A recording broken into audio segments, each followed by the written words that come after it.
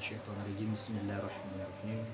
Assalamualaikum warahmatullahi wabarakatuh. Alhamdulillah, syukralillah, nahmaduhu wa nasta'inuhu wa na'udzu billahi min syururi anfusina wa min sayyiati a'malina, may yahdihillahu fala mudilla lahu wa may yudlilhu fala hadiya lahu.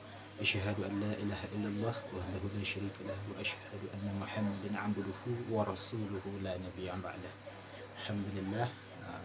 Terutama sekali saya hormati Ustaz sendiri selaku dosen pembimbing untuk mata kuliah kami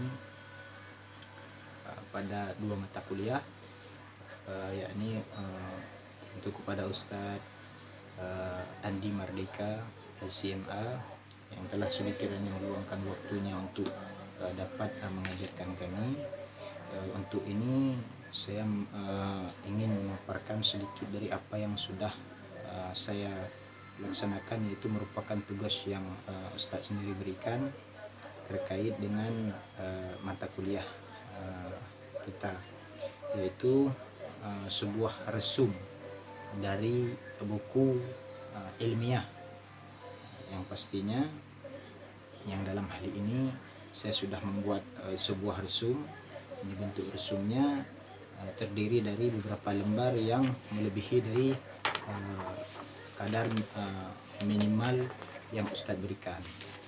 Ini melebihi dari 5 lembar, sehingga sudah saya jilid, alhamdulillah. Adapun buku yang saya ambil itu melainkan sebuah kitab, adalah sebuah kitab yang dalam hal ini saya mengambil dari kitab Fathul Qarib, ataupun atas matan dari kitab Al-Ghayat wa Taqrib. Ini kitab matanya Ustaz. Kemudian ini kitab syarihnya, yaitu kitab Bajuri. Nah, dari itu saya mengambil pada kitab Fathul Qaribnya. Kemudian setelah saya ringkas, maka saya peroleh hasilnya yang sedemikian ini, dengan tidak saya paparkan ke semua bentuk matanya, hanya saja saya hanya mengambil beberapa bagian saja dari matanya, menjadi bukti bahwa memang benar adanya saya mengambil dari kitab aslinya, yaitu kitab langsung daripada matanya. Kemudian tidak pun pula saya mengambil keseluruh bahagian daripada kitab tersebut, melainkan saya hanya mengambil dari dua pembahasan, yakni dari pembahasan taharah, yang ini mengenai suci, dan kemudian saya mengambil pembahasan yang berkaitan pula dengannya, yaitu pada pembahasan kitab salah yang menyangkut pada masalah salat. Langsung saja untuk menghemat waktu akan saya bacakan dari apa yang sudah saya ringkas, itu dari apa yang sudah saya resum. Di sini pada pembahasan pertama sekali di dalam kitab tersebut dijelaskan mengenai macam-macam air yang dapat digunakan untuk bersuci, yaitu diantaranya ma'us sama, yaitu air hujan, wa ma'ul bahir, yaitu air laut, kemudian wa ma'un nahar, yaitu air sungai, wa ma'ul bi'ri, yaitu air sumur, dan wa ma'ul aini, yaitu mata air, dan wa ma'ul salji, yaitu air salju, wa ma'ul baradi, yang terakhir yaitu air embun. Itu ada 7 jenis air yang dapat digunakan untuk bersuci, yang dalam kata lain ini merupakan golongan air yang suci lagi menyucikan. Kemudian adapun secara umum maka jenis air itu terbagi ke dalam 4 Ustaz, yang saya dapatkan, yaitu yang pertama air suci, kemudian dapat menyucikan, kemudian yang kedua air makruh, yaitu air yang terkena ataupun dalam kadar waktu yang lama terkena sinar matahari secara langsung. Kemudian air musta'mal, yaitu air suci tapi tidak menyucikan. Kemudian yang keempat air najis, yaitu air yang kurang daripada 2 kulah dan bercampur dengan najis. Kemudian selanjutnya hemat saya langsung dibahas kepada kulit bangkai, bahwa keseluruhan daripada kulit bangkai itu merupakan najis dan harus disamak. Nah, maka kecuali kulit anjing dan babi. Kenapa demikian? Karena kedua kulit ini meskipun disama, dia tidak dapat suci. Adapun tulang bangkai itu najis ainnya, kecuali mayat manusia, maka dilebihkan kepada anak Adam, yaitu anak Adam tidak najis tulangnya.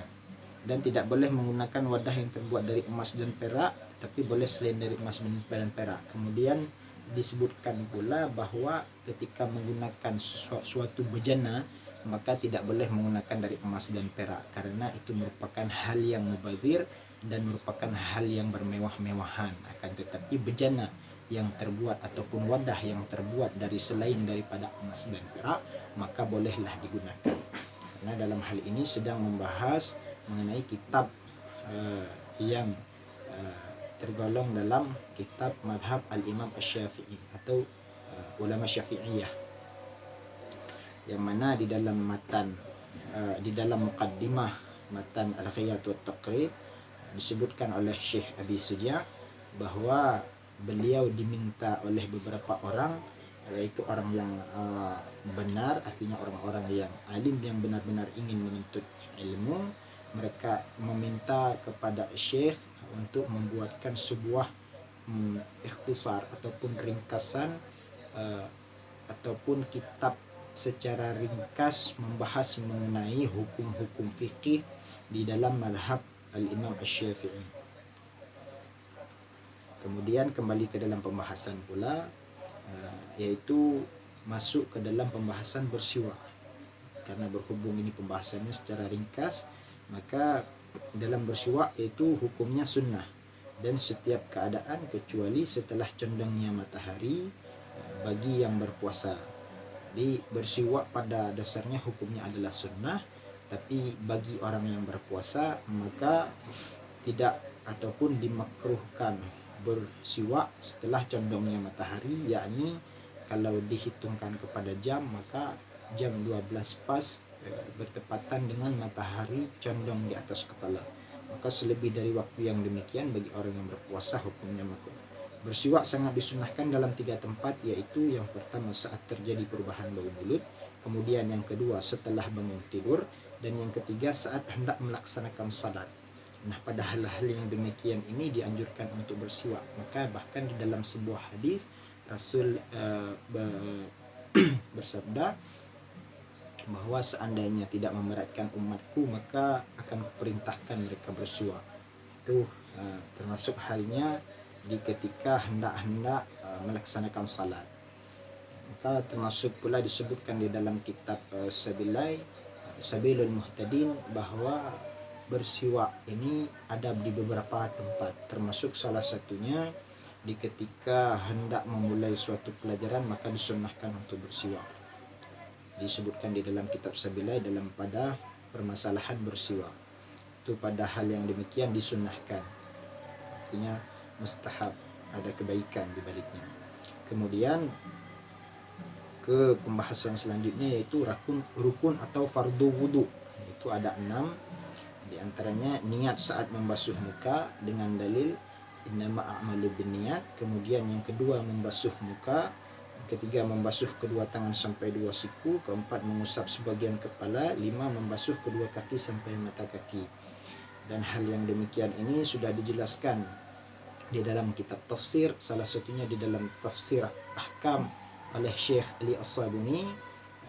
Di dalam kitab terjemahannya pula disebutkan bahwa ini berasal dari rukun atau fardu wudu ini berasal daripada ayat sendiri, yaitu sebagai dalil qat'iyus subut, di mana dikatakan dalam ayat tersebut bahwa ya ayyuhalladzina amanu idza qumtum ilas shalah faghsilu wujuhakum wa aydiyakum ilal marafiq. Itu faghsilu wujuhakum, basuhlah wajah kamu, wa aydiyakum ilal marafiq, kedua tanganmu hingga siku, wamsahu bi ru'usikum, yaitu menyapu sebagian kepala. Walaupun terjadi ikhtilaf